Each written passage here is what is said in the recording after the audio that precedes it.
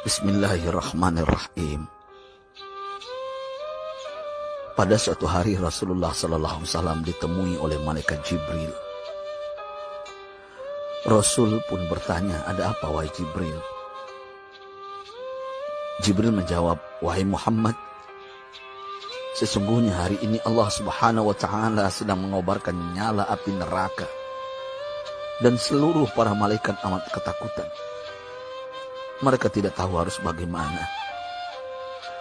Untung aku ingat," kata Jibril, "bahwa engkau Muhammad adalah sumber cinta dan sayang Allah Subhanahu wa Ta'ala kepada alam semesta.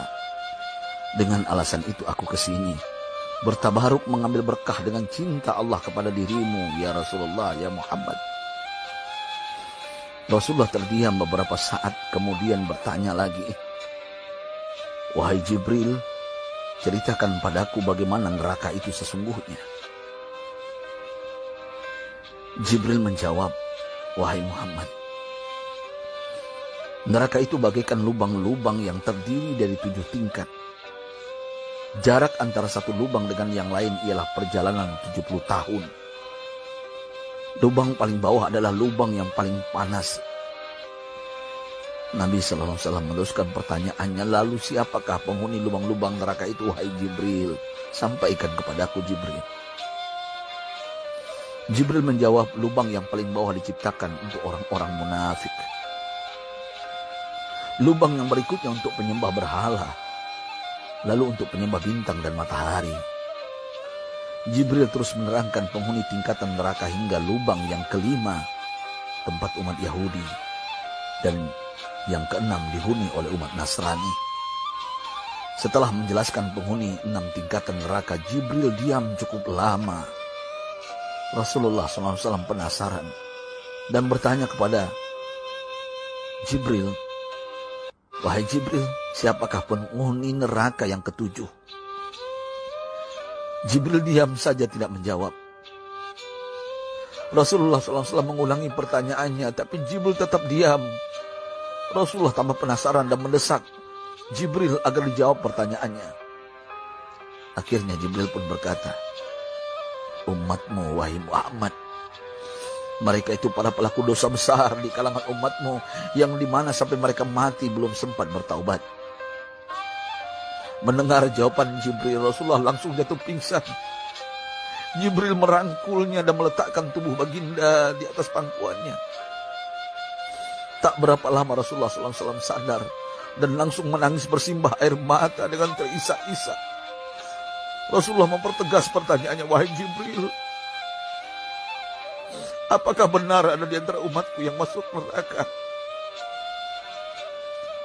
Jibril menjawab, "Benar, wahai Muhammad, pelaku dosa besar di antara umatmu yang belum bertaubat."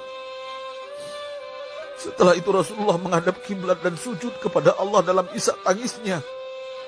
Sesekali dengan suara pelan beliau membisikkan kata-kata, "Ummati ya Rabb, ummati, ummati, ummati."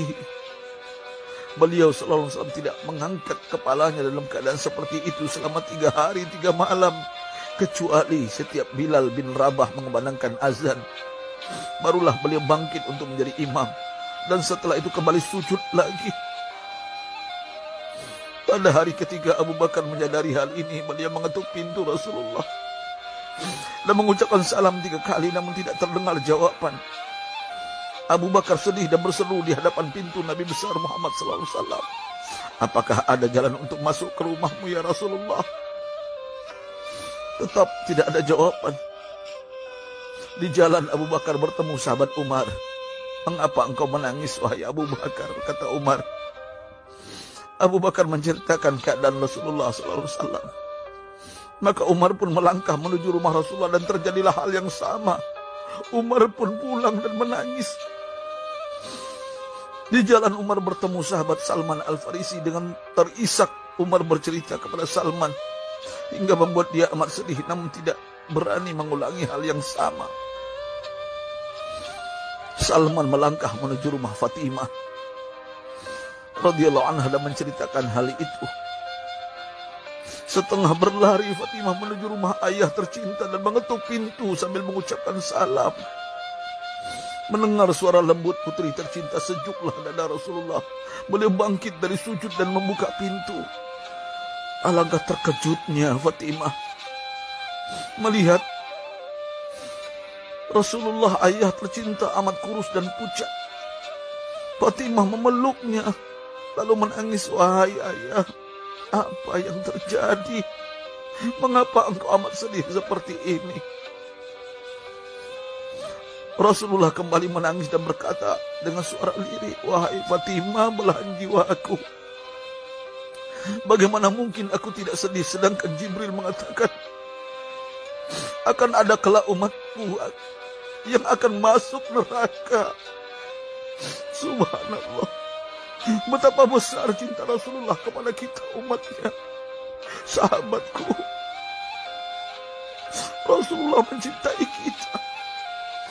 Antaman ma'aman ahbabta, engkau akan berkumpul dengan orang yang kau cintai. Mari kita mencintai baginda Nabi besar Muhammad SAW yang mencintai kita umat yang tidak rela kita masuk neraka. Mari kita mencintai beliau dengan berselawat. Sahabatku, sampaikan, Rasul mengajarkan kepada kita, man dalla ala khairin falau mislu ajri fa'ili. Siapa yang menunjukkan kepada kebaikan, maka dia akan mendapatkan pahala seperti orang yang mengerjakannya. Mudah-mudahan ini menjadi pahala jariah bagi kita. Laqad ja'akum rasulun min anfusikum azizun 'alaihi ma 'anittum harisun 'alaikum bil mu'minina raufur rahim. Fa in tawallaw faqul hasbiyallah la ilaha illa hu alayhi tawakkaltu wa huwa rabbul arshil azim. Allahu akbar. Alhamdulillahi rabbil alamin. الرحمن الرحيم ملك يوم الدين إياك نعبد وإياك نستعين اهدنا الصراط المستقيم صراط الذين أنعمت عليهم غير المغضوب عليهم ولا الضالين آمين. بسم الله الرحمن الرحيم ألف لام را تلك آيات الكتاب الحكيم أكان للناس عجبا أن أوحينا إلى رجل منهم أن أنذر الناس وبشر الذين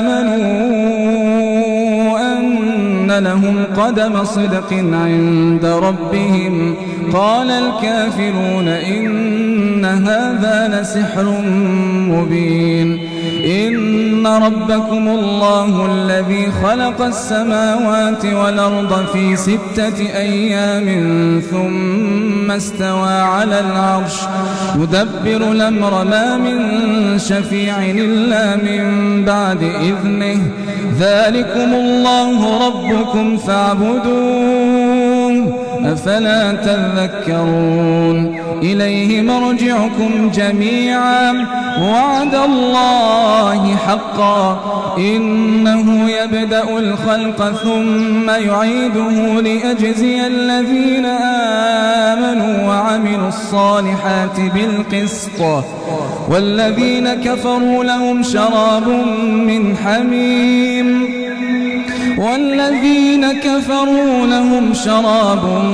من حميم وعذاب أليم بما كانوا يكفرون هو الذي جعل الشمس ضياء